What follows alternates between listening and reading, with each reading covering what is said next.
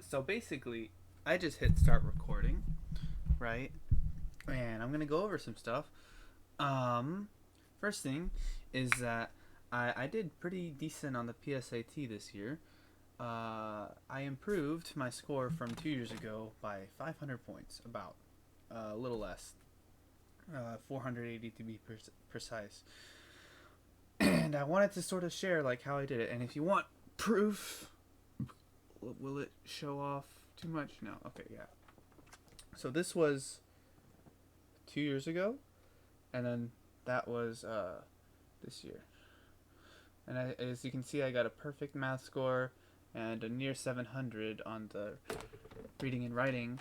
My most of those docked points, sorry for moving that around, came from grammar section. So that's really what I'm going to be working on for the SAT, is just getting better at grammar. Um, as for tips for, not really tips, just sort of what I improved on. Like, how on earth did I go from a sort of average score to a 99th percentile score? And I can even look at the details here. The reason I'm not sharing my screen is because it has a lot of personal stuff on there. But yeah, let's look at this. I barely got above the benchmark on the reading and writing.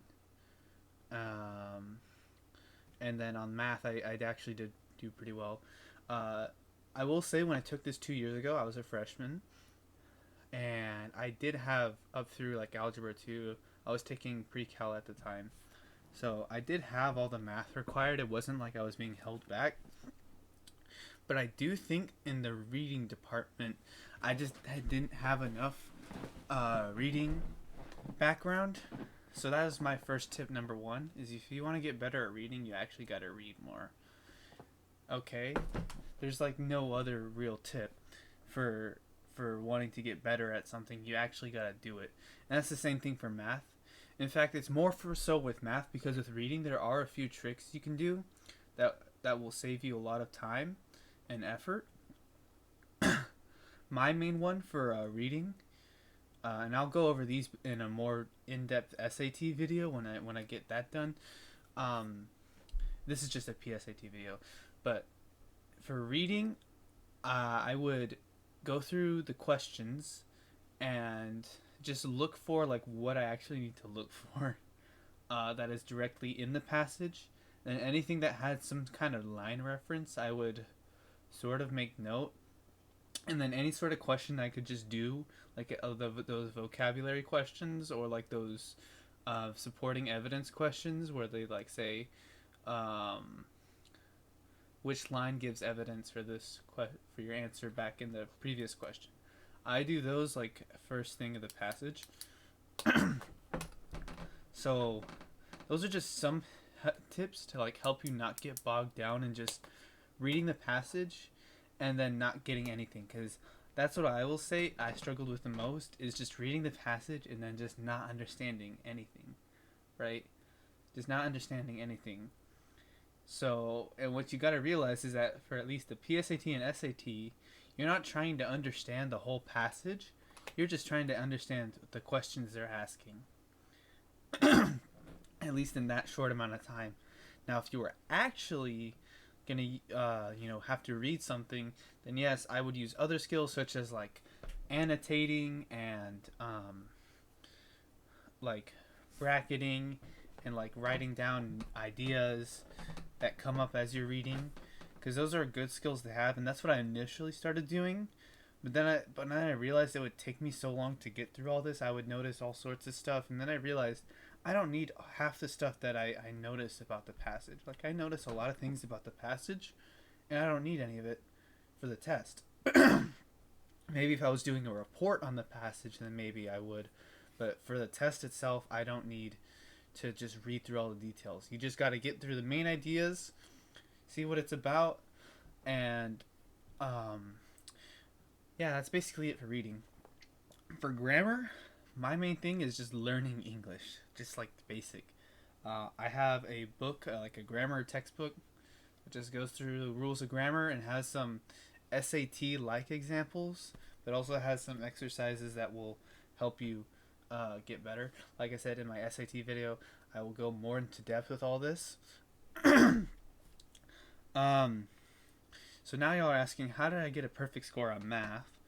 Um, I will say I'm already good at math. Y'all can already tell, but I will also say that it took a little bit of effort. Like, it actually took a bit of effort me practicing those SAT questions, because while they may be asking very simple questions, like from a math perspective, they're asked in weird ways. So what I'd say is just practice them after you've already become good at math. That's the easiest thing I can say to do, because like it was a cakewalk getting good at it. I would not say try any like fancy tricks and stuff on the math section. Just get good at math, and then the other thing. Whereas what I did more with reading was get good at the reading, and then that sort of transferred into my writing skills and reading skills. Like I read more articles now. I read more web like articles and stuff and books because of my reading skills from the SAT. But for the math, uh, preparing for math SAT didn't really do so much. So that's basically it. Get good at the math. I will again. I'm gonna go in more in depth on like tips and stuff. My last piece of advice is don't spam your practice tests. Those things are valuable. Um, like yes, do practice tests, but don't do all of them without making them valuable. I feel like a lot of people will just go through all the practice tests, especially for the PSAT where they have very few. There's only like one or two official tests, and then there's like only like seven other like unofficial tests that you can find off of the internet. So don't spam through all your practice material, at least official practice material. You can find other, helpful stuff, but when you're trying to replicate the test, make that like time like very valuable. Um, I do have another tip actually. This one probably helped out a lot, and that is when you do a practice test before test day. Uh, I recommend doing it at least no sooner to the test than like 3 days. So the PSAT was on a Thursday.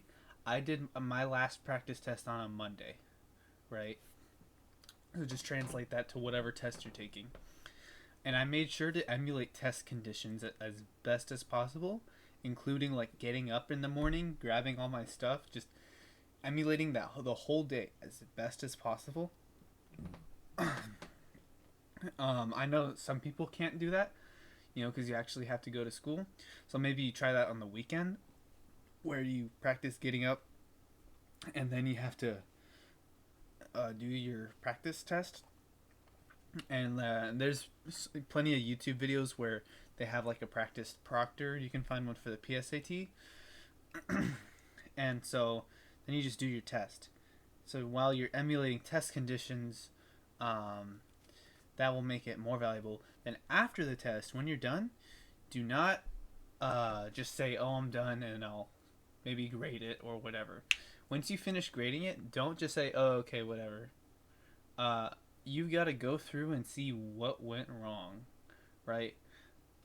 I don't think I did this enough with my grammar.